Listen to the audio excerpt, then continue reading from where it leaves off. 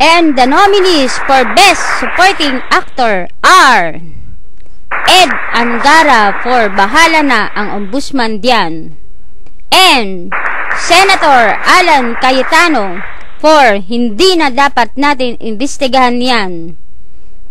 And the winner is Ed Angara for Wag Na Nating Imbestigahan Yan.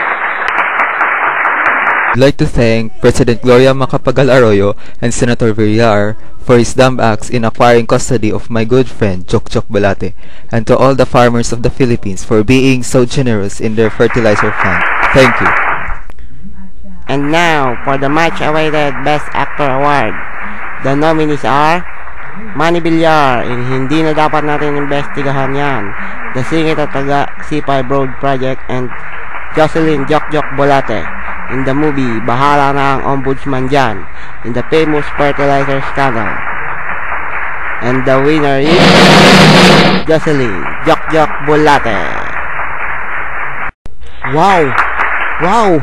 Marami pong salamat sa mga sumuporta sa akin sa proyektong ito na fertilizer scandal.